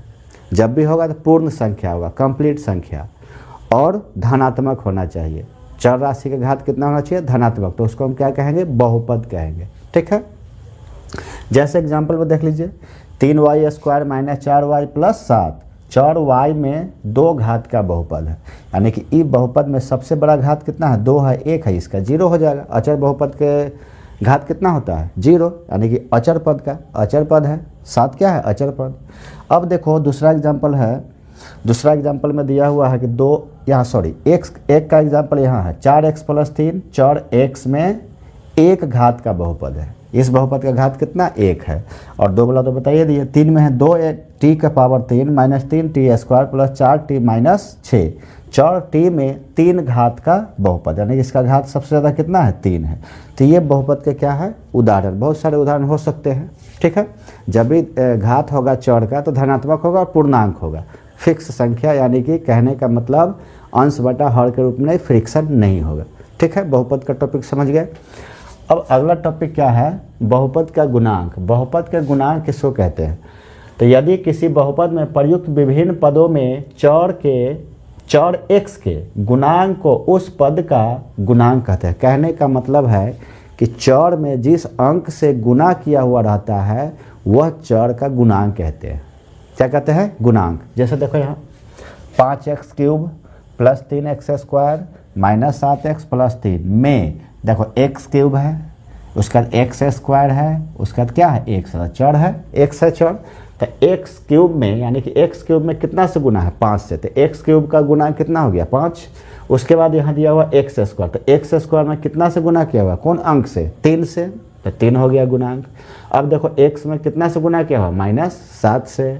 यहाँ पे क्या है? चर नहीं है। तो कहने का मतलब x³ x² और x के गुणांक क्रमशः कितना है? 5, 3 - 7। बात समझ में आ गया? यानी चर में जिस अंक से गुना किया हुआ रहेगा उसी को हम कहेंगे गुणांक। क्या बोलेंगे? चर का गुणांक। ठीक है, अब अगला टॉपिक है बहुपद का घात, यानी कि अगला पॉइंट क्या है इसका, बहुपद के घात, यानी बहुपद के घात किसको कहते हैं। तो कहने का मतलब है कि यदि कोई बहुपद का एक चर में हो, तो कोई बहुपद क्या हो, एक चर, कोई एक चर होना चाहिए ए से लेकर जेड तक में, चर के घात के अधिकतम मान को बहुपद का घात कहेंगे। यानी कि चर x में जिस चर का सबसे ज़्यादा घात होगा, यानी कि जिस चर सबसे अधिक होगा चर का घात, उसी को घात कहेंगे। यानी कि उसमें जो जिस बहुपद, कहने का मतलब जो बहुपद है उसमें चर कोई एक रहेगा, सबसे बड़ा जो घात होगा वही उस बहुपद क्या कहलाएगा, घात कहलाएगा। जैसे देखो 5x के पावर 4, 3x के पावर 3, -2x² प्लस x -5 का घात कितना है, 4। एक से यहाँ देखो इसका पावर 1 है, इसका 2 है, इसका 3 है, इसका 4 है, सबसे बड़ा कौन है, 4 है। तो इस बहुपद का घात कितना हो गया, 4 हो गया। ठीक है, जब चर एक रहेगा तब, अगर एक से अधिक चर रहेगा तो उसका पॉइंट अलग है। देखो यहाँ, यदि कोई बहुपद एक से अधिक चर में हो तो चरों के घातों को जोड़ने पर प्राप्त संख्या को बहुपद के क्या कहते हैं, घात। जैसे देखो यहाँ एग्जाम्पल, ये एग्जाम्पल दिया हुआ है। तो अब देखो यहाँ देखो 2, 5 और 4 जोड़ेंगे तो कितना हो जाएगा, 5 2 7 और 4 11, इसको जोड़ो, इसका पावर 1, इसका पावर 1, 1 1 2 और 4 8 हो गया। अभी 7 है, तो देखो 7 8 और 11 में बड़ा कौन हुआ, 11। तो यहाँ देखो जोड़ दिए हैं, 2 + 5 + 4 कितना हो गया, 11। तो इस बहुपद का घात कितना हो गया, 11 हो गया। ठीक है, अब देखो बहुपदों का वर्गीकरण, यानी कि बहुपद को बांटना, बहुपदों को बांटना। तो वर्गीकरण होता है, यहाँ पे हमको पढ़ना है त्रिघात बहुपद तक, तो 3 भाग में इसको हम पढ़ लेंगे। यानी बहुत सारे होते हैं घात के आधार पे। तो एक पढ़ेंगे रैखिक बहुपद, दूसरा पढ़ेंगे द्विघात बहुपद, तीसरा पढ़ेंगे त्रिघात बहुपद। ठीक है, उसके आगे नहीं पढ़ना है। अगर उसके आगे उस प्रकार का सवाल आता है तो इसी मेथड से बन जाएगा। ठीक है, तो देखो सबसे पहला है रैखिक बहुपद। जिस बहुपद का घात 1 हो उसे क्या कहते हैं, रैखिक बहुपद कहते हैं। सिंपल सा है।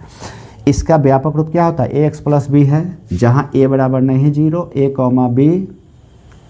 b बिलोंग्स टू रियल में, यानी a और b क्या है, वास्तविक संख्याएं हैं। क्या है, वास्तविक संख्याएं। अब देखो ये चर x है तो इसका घात 1 है, तो ये रैखिक बहुपद का क्या हो गया, व्यापक रूप। इसका एग्जाम्पल देख सकते हो, जैसे मान लो कि 3x + 5 या 2x - 1 या 4x + 5 या 3x - 1 या x - 1, यानी में चर जो x है उसका घात कितना छुपा हुआ, 1 छुपा हुआ, तो इसको कहेंगे रैखिक बहुपद।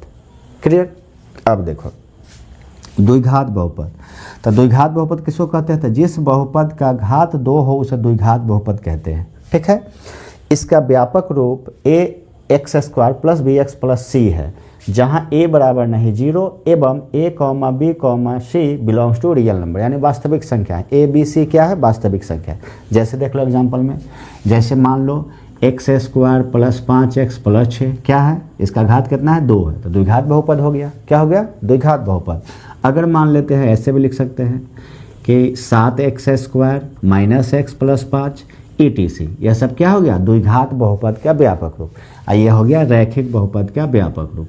क्या हुआ, रैखिक बहुपद। ठीक है, अब चलते हैं अगले टॉपिक पे। तो अगला टॉपिक क्या है, त्रिघात बहुपद। तो जिस बहुपद के घात 3 हो उसे त्रिघाती बहुपद कहते हैं। ठीक है, इसका व्यापक रूप क्या होता है, ax³ + bx² + cx + d है, जहाँ a बराबर नहीं 0 एवं a, b, c, d belongs to real number, यानी वास्तविक संख्याएं हैं। ठीक है, इसका एग्जाम्पल समझो, जैसे देख लो x³ + 5x² - x + 5 या 2x² - 3x + 6x - 8 etc, ये सब क्या हुआ, त्रिघात बहुपद का व्यापक रूप। ये हो गया रैखिक बहुपद, इसको हम बोलेंगे क्या, रैखिक बहुपद का एग्जाम्पल है। और ये क्या है, द्विघात बहुपद का एग्जाम्पल है। और ये क्या है, त्रिघात बहुपद का एग्जाम्पल है। ठीक है, मुझे उम्मीद है कि आपको ये टॉपिक अच्छे समझ में आ गया होगा। ठीक है, तो ये थ्योरी क्लास है, आप इसको बढ़िया से कॉपी कलम लेकर के बैठ कर के राइट कर लीजिएगा कि आने वाला चैप्टर जो है, यानी एक्सरसाइज जो है वो पढ़ने में आपको आसानी होगी और सुविधाजनक होगा। ठीक है, तो मुझे उम्मीद है कि आपको ये जितना टॉपिक बताया गया है आपको अच्छे से समझ में आ गया होगा। और इसको रिवाइज करके भी देखिएगा दोबारा से, एक बार समझ में नहीं तो 2 बार देखिए, अच्छे से समझ में आ जाएगा। ठीक है, तो सबसे पहले आप इसका स्क्रीनशॉट लीजिए, फिर आगे नेक्स्ट टॉपिक पर बढ़ते हैं। चलिए अब अगले टॉपिक पे आते हैं। जो टॉपिक इसका छूटा हुआ था उस टॉपिक को पहले पढ़ते हैं, उसके बाद फार्मूला पे आएंगे। ठीक है, चलिए यहाँ पर नेक्स्ट टॉपिक क्या दिया है, बहुपद का मान, यानी कि बहुपद के मान किसको कहते हैं, है ना। बहुपद के मान किसको कहते हैं, उसके परिभाषा को पहले जानते हैं। तो दिए गए बहुपद में मौजूद चरों का विशेष मान रखने पर, एक होना चाहिए यहाँ पे, 2 लिखा गया, रखने पर प्राप्त मान को बहुपद का मान कहते हैं। ठीक है, कहने का मतलब हुआ, ये एग्जाम्पल से क्लियर हो जाएगा ये डेफिनेशन। ठीक है, तो यदि कोई बहुपद p ऑफ x बराबर इतना हो तो x बराबर 4 पर बहुपद p ऑफ x का मान निकाले। ठीक है, चलिए इसको क्लियर करते हैं। तो सबसे पहले यहाँ लिखेंगे दिया है, दिया क्या है, ध्यान दो, बहुपद दिया है हमको कितना, p ऑफ x का वैल्यू, p ऑफ x बराबर -x², माइनस में कितना 5x प्लस 6। ठीक है, x बराबर कितना पर निकालना है, 4 पे, x बराबर कितना पर, 4 पर, तो x बराबर 4 पर इसका मान निकालना है। तो देखो जहाँ जहाँ x दिखाई दे वहाँ पे x का वैल्यू 4 रख दो, और जो उस बहुपद के मान आएगा वही उस बहुपद के मान कहलाएगा, जो हम 9th क्लास में पढ़ चुके हैं। दोनों टॉपिक, बहुपद का शून्यक भी, बहुपद का मान और बहुपद का शून्यक, दोनों हम 9th क्लास में पढ़ चुके हैं। यहाँ पर एक प्रकार से रिवीजन आपका हो रहा है कि अच्छे से याद आ जाए आपका पीछे का क्लास। ठीक है, तो देखिए यहाँ पे दिया है, जहाँ पर x है वहाँ पे हम 4 रख देते हैं, p ऑफ x है यहाँ, तो x के जगह पर कितना रख दिए, 4 रख दिए। अब जहाँ जहाँ हमको x दिखाई दे रहा है वहाँ क्या रख देंगे, 4 रखेंगे। तो माइनस है यहाँ पे, तो x का वैल्यू कितना है, 4, तो 4 का स्क्वायर। ठीक है, उसके बाद माइनस है 5 गुने x, तो x के मान कितना है, 4 है, अब प्लस कितना 6। इसको सॉल्व आप कर ही सकते हैं, चलिए हम भी कर देते हैं। तो यहाँ से देखो माइनस 4 का स्क्वायर कितना हो जाएगा, 16, 4 का स्क्वायर कितना होगा, 16। अब देखो माइनस से प्लस में गुना तो माइनस होगा, 4 पर 6 कितना आ जाएगा, 20 आ जाएगा, प्लस कितना है, 6 है।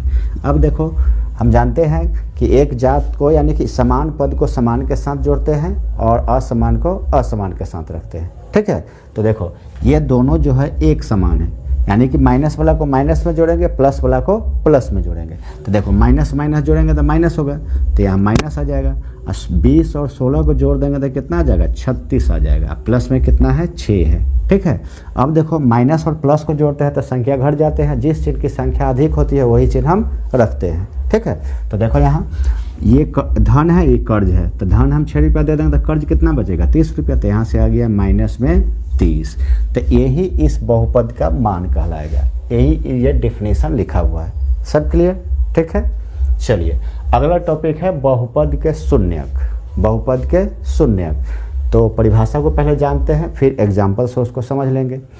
तो देखो किसी बहुपद में उपस्थित चर का वह मान जिसे बहुपद में रखने पर बहुपद का मान शून्य यानी 0 हो जाए, उसे उस बहुपद का क्या कहते हैं, शून्यक कहते हैं। क्या बोलते हैं, शून्यक। चलिए एग्जाम्पल से समझते हैं। तो यहाँ पे पहले लिखेगा दिया हुआ है, क्या दिया हुआ है, हमको दिया है बहुपद कितना दिया है, देखो यहाँ p ऑफ x बराबर x² माइनस 5x और प्लस 6। ठीक है, तो क्वेश्चन को पहले पढ़ते हैं, क्वेश्चन को समझते हैं। तो जांच करें कि x बराबर 1 बहुपद p ऑफ x बराबर x² माइनस 5x प्लस 6 का शून्यक है या नहीं, यानी कि x बराबर 1 जो है इस बहुपद का शून्यक है कि नहीं, हमको चेक करना है, जांच करना है। ठीक है, तो कहने का मतलब है कि x बराबर क्या दिया है, 1 दिया है, तो जहाँ x है वहाँ पे क्या रखेंगे, 1। जैसे यहाँ पे हम हल किए हैं इसको, तो देखो यहाँ पे x² है तो x का वैल्यू 1 है, तो यहाँ 1 रखेंगे, स्क्वायर दिया है तो स्क्वायर रखेंगे। ठीक है, अब माइनस 5 गुने x है तो 1 रखेंगे x के जगह पे, प्लस में क्या लिखेंगे, 6 लिखेंगे। अब देखो 1 का स्क्वायर कितना हो जाएगा, 1 हो जाएगा, माइनस में प्लस से गुना तो माइनस, 5 में 1 से गुना करेंगे तो क्या हो जाएगा, 5 प्लस कितना 6। तो प्लस प्लस एक जगह जोड़ते हैं, माइनस माइनस एक जगह, तो प्लस 6 अब प्लस 1, इसका पहले कोई चीज़ नहीं, मतलब प्लस में है, तो प्लस 1 है अब प्लस 6 है, माइनस कितना हो जाएगा, 5 हो जाएगा, 1 6 और 1 क्या हो जाएगा, 7 हो जाएगा, माइनस कितना आ जाएगा, 5 आ जाएगा। कहीं कोई गड़बड़ हो गया क्या, आंसर नहीं आ रहा है 0। x² माइनस 5x प्लस 6 है, तो -1 होना चाहिए। क्वेश्चन गलत लिखा गया, जैसे यहाँ इसी एग्जाम्पल को लिया है तो -1 यहाँ x है ना, तो यहाँ पे x आएगा, तो यहाँ पर x आ जाएगा, तो यहाँ भी x आएगा, यहाँ भी माइनस ना आएगा, x बोल रहे हैं, यहाँ भी माइनस आएगा, यहाँ भी क्या आएगा, माइनस आएगा, है ना, और यहाँ भी क्या आएगा, माइनस आएगा। तो अब क्या करेंगे, -1 -5, तो माइनस में क्या हो जाएगा 6, अब प्लस में 6 पहले से है। तो अब देखो तुम्हारे पास धन 6 रुपया था और कर्ज भी 6 रुपया था, दे दिया तो 0 बच गया। क्या बच गया, 0। तो कहने का मतलब इस बहुपद का मान 0 आ गया। इसका मतलब क्या, x बराबर 1 इस बहुपद का शून्यक। ठीक है, बस समझ में आ गया। मुझे उम्मीद है कि आपको बहुपद का मान और बहुपद का शून्यक बहुत अच्छे से समझ में आ गया होगा। ठीक है, चलिए आप इसका स्क्रीनशॉट लीजिए, फिर इसके आगे हम नेक्स्ट टॉपिक जो है उसको पढ़ते हैं। चलिए फार्मूला को जान लेते हैं इस चैप्टर के लिए, और ये टोटल चैप्टर जो है आपको पूरे एक्सरसाइज में यूज आएगा और आसानी से क्वेश्चन बनाने में हेल्प करेगी। ठीक है, चलिए जानते हैं। देखिए महत्वपूर्ण सूत्र है, सबसे पहले क्या दिया है कि यदि अल्फा तथा बीटा द्विघात बहुपद p ऑफ x बराबर ax² plus bx plus c comma a बराबर नहीं 0, यानी a का वैल्यू 0 नहीं होगा। जब a का वैल्यू 0 हो जाएगा तो रैखिक बहुपद बन जाएगा, इसलिए यहाँ पर क्या दिया, a बराबर नहीं 0। ठीक है, के 2 शून्यक हो तो, यानी द्विघात बहुपद घात जिसका 2 है उसका 2 शून्यक, एक घात होगा तो 1 शून्यक, 3 घात होगा तो 3 शून्यक, घात के आधार पर उसका शून्यकों की संख्या होगा। ठीक है, तो द्विघात बहुपद में 2 शून्यक है अल्फा और बीटा, तब क्या होता है, शून्यकों का योगफल -b/a, या इसको संकेत में बोल सकते हैं अल्फा प्लस बीटा बराबर -b/a। ठीक है, अब है नंबर 2 में शून्यकों का गुणनफल c/a, या संकेत में लिख सकते हैं अल्फा इंटू बीटा बराबर c/a। उसके बाद नंबर 3 में है बहुपद बराबर, यानी कि 2 शून्यक दे हैं तो बहुपद कैसे निकालें, तो x² माइनस अल्फा शून्यकों का योग इंटू x प्लस शून्यकों का गुणनफल, उसी को हम संकेत में लिख सकते हैं p ऑफ x बराबर x² minus alpha plus beta into x plus alpha into beta. उसके बाद एक ये जो फॉर्मूला है चौथे चैप्टर में भी यूज आता है, इसमें यूज आएगा, इसलिए इसको बता दिए। विवेचक या विभक्तर बोलते हैं इसको, द्विघात समीकरण में सबसे ज्यादा यूज होता है। ये होता है b² माइनस 4ac या d बराबर b² माइनस 4ac, क्योंकि d का फुल फॉर्म क्या होता है, डिस्क्रिमिनांट, इसका मतलब होता है विभक्तर या विवेचक। ठीक है, ये हो गया द्विघात बहुपद के लिए सूत्र। अब हम जानेंगे त्रिघात बहुपद के लिए सूत्र क्या हो सकता है। तो यदि अल्फा कॉमा बीटा एवं गामा त्रिघात बहुपद p ऑफ x बराबर ax³ plus bx² plus cx plus d comma a बराबर नहीं 0, इसमें भी a का वैल्यू 0 नहीं हो सकता है, क्योंकि अगर 0 हो जाएगा तो द्विघात बहुपद बन जाएगा। ठीक है, के 3 शून्यक हो, 3 शून्यक अल्फा बीटा गामा त्रिघात बहुपद है, इसका घात 3 है तो इसका 3 शून्यक हो तो शून्यकों का योगफल 1 नंबर में -b/a, या इसको बोल सकते हैं alpha plus beta plus gamma बराबर -b/a। ठीक है, अब है नंबर 2। नंबर 2 में है 2 शून्यकों को एक साथ लेकर उनके योग, तो c/a क्या होता है, ये a, c/a, या इसको बोल सकते हैं alpha beta plus beta gamma plus gamma alpha बराबर कितना, c/a। उसका नंबर 3 में आता है शून्यकों का गुणनफल, जिसको हम जानते हैं -d/a, इसको संकेत में लिख सकते हैं alpha into beta into gamma बराबर -d/a।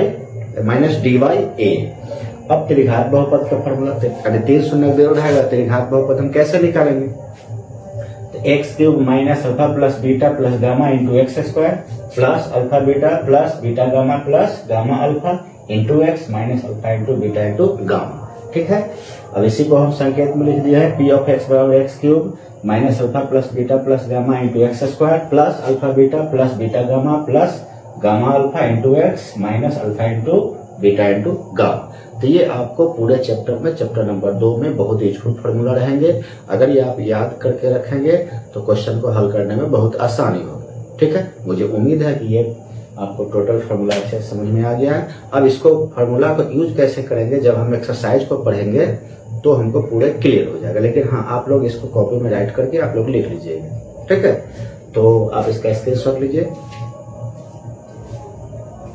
तो आप लोग से एक बात कहना चाहूँगा कि इस चैनल को शेयर, सब्सक्राइब एंड लाइक्स कीजिए और ज़्यादा से ज़्यादा लाइक कीजिए, शेयर कीजिए, सब्सक्राइब कीजिए और कमेंट भी कीजिए कि इस क्लास को आपको करने में कोई दिक्कत तो नहीं है, कोई परेशानी तो नहीं है, या समझ में नहीं आ रहा है, या किसी भी टॉपिक पर आपको दिक्कत हो तो उस टॉपिक पर आप कमेंट करके वीडियो के कमेंट में आप कमेंट कर दीजिएगा। उसको हम देख करके हम उस पर वर्क करने का यानी कि एक्सप्लेन करने का हम प्रयास करेंगे।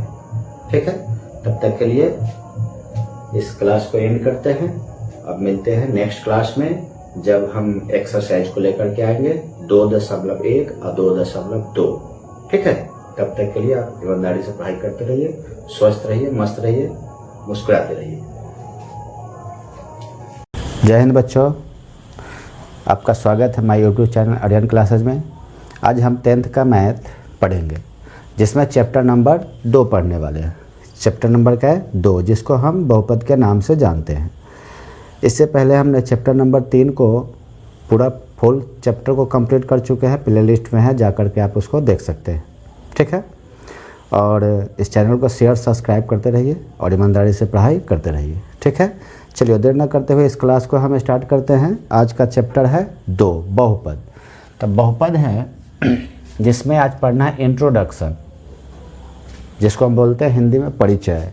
ठीक है, यानी कि इस चैप्टर को कैसे हम सॉल्व करेंगे इसके बारे में, इसका थ्योरी पढ़ेंगे और इसके साथ साथ इसकी परिभाषा पढ़ेंगे और इसमें फार्मूला पढ़ेंगे, जो इस चैप्टर में फार्मूला लगने वाला है। तो हमको चैप्टर नंबर 2 को एक्सरसाइज को हल करने में आसानी होगी। ठीक है, तो चलिए इसको हम पढ़ते हैं। तो सबसे पहले इसमें हमको पढ़ना क्या है? चर राशि के बारे में जानना है, अचर राशि के बारे में जानना है, बहुपद के बारे में जानना है, बहुपद के गुणांक के बारे में जानना है, बहुपद की घात के बारे में जानना है और बहुपद का वर्गीकरण के बारे में जानेंगे। ठीक है, फिर इसके बाद आगे बढ़ेंगे, इसमें जो टॉपिक आएगा उसको हम पढ़ेंगे, पूरा थ्योरी को कंप्लीट करेंगे, उसके बाद हम एक्सरसाइज को समझेंगे। ठीक है, तो देखो चर राशि किसको कहते हैं?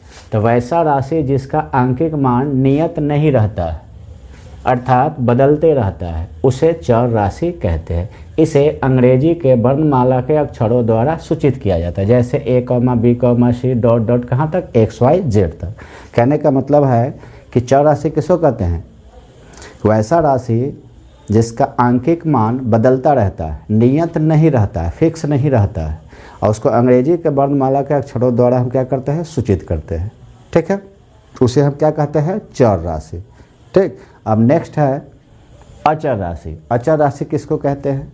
तो यहाँ अचर राशि का परिभाषा है कि वैसा राशि जिसका आंकिक मान नियत रहता है, अर्थात कभी नहीं बदलता है, उसे अचर राशि कहते हैं।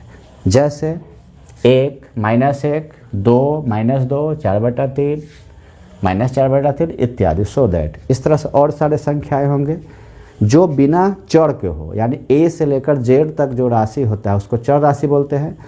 उसके बिना कोई संख्या अगर लिखा रहे तो उसको हम कहेंगे अचर राशि। ठीक है, इसका मान कभी नहीं बदलता है, फिक्स रहता है, उसको हम क्या कहते हैं? अचर राशि। ठीक है, दोनों क्लियर, चर राशि और अचर राशि। अगले पॉइंट पे आते हैं बहुपद। यानी बहुपद कहते हैं किसको? हम बहुपद पाठ पढ़ रहे हैं, पोलिनोमियल्स जिसको बोलते हैं। तो बहुपद की परिभाषा क्या है कि चर x में ऐसा फलन, कोई भी चर हो सकता है XYZ, यानी A से लेकर Z तक कोई भी एक चर होना चाहिए। तो यहाँ क्या बोला कि चर x में ऐसा फलन जो P of x, या P of x इसलिए कि चर x में बोला है, तो A0, A1x, A2x² plus so that dot dot कहाँ तक, प्लस AN x⁴n, जहाँ n बराबर नहीं 0। ठीक है, तथा x का घात कितना है? अऋणात्मक। अऋणात्मक का मतलब x का घात होगा धनात्मक में। अऋणात्मक मतलब क्या? कि ऋणात्मक नहीं होना चाहिए, धनात्मक होना चाहिए। हो पूर्णांक हो उसे बहुपद कहते हैं। यहाँ पर A0, A1, A2 dot dot AN क्या है? बिलोंग्स टू रियल नंबर, यानी वास्तविक संख्याएं हैं। क्या है? वास्तविक संख्या, जिन्हें गुणांक कहते हैं। क्या कहते हैं? गुणांक। कहने का मतलब कोई भी बहुपद है उसको चर राशि जो होगा धनात्मक होगा और फ्रैक्शन में नहीं होगा, यानी कि अंश बटे हर के रूप में नहीं होगा। जब भी होगा तो पूर्ण संख्या होगा, कंप्लीट संख्या, और धनात्मक होना चाहिए। चर राशि का घात कितना होना चाहिए? धनात्मक। तो उसको हम क्या कहेंगे? बहुपद कहेंगे। ठीक है, जैसे एग्जाम्पल में देख लीजिए, 3y² - 4y + 7। 4y में 2 घात का बहुपद है, यानी कि ई बहुपद में सबसे बड़ा घात कितना है? 2 है, 1 है, इसका 0 हो जाएगा। अचर बहुपद के घात कितना होता है? 0, यानी कि अचर पद का अचर पद है। 7 क्या है? अचर पद। अब देखो दूसरा एग्जाम्पल है, दूसरा एग्जाम्पल में दिया हुआ है कि एक का एग्जाम्पल यहाँ है, 4x + 3। 4x में 1 घात का बहुपद है, इस बहुपद का घात कितना? 1 है। और 2 वाला तो बताइए दिए। 3 में है 2t का पावर 3 - 3t² + 4t - 6। 4t में 3 घात का बहुपद, यानी इसका घात सबसे ज़्यादा कितना है? 3 है। तो ये बहुपद के क्या है? उदाहरण। बहुत सारे उदाहरण हो सकते हैं। ठीक है, जब भी घात होगा चर का तो धनात्मक होगा और पूर्णांक होगा, फिक्स संख्या, यानी कि कहने का मतलब अंश बटा हर के रूप में फ्रिक्शन नहीं होगा। ठीक है, बहुपद का टॉपिक समझ गए। अब अगला टॉपिक क्या है? बहुपद का गुणांक। बहुपद के गुणांक किसको कहते हैं? तो यदि किसी बहुपद में प्रयुक्त विभिन्न पदों में चर x के गुणांक को उस पद का गुणांक कहते हैं। कहने का मतलब है कि चर में जिस अंक से गुणा किया हुआ रहता है वह चर का गुणांक कहते हैं। क्या कहते हैं? गुणांक। जैसे देखो यहाँ 5x³ + 3x² - 7x + 3 में देखो x³ है, उसका x² है, उसका क्या है? x चर है, x है चर। तो x³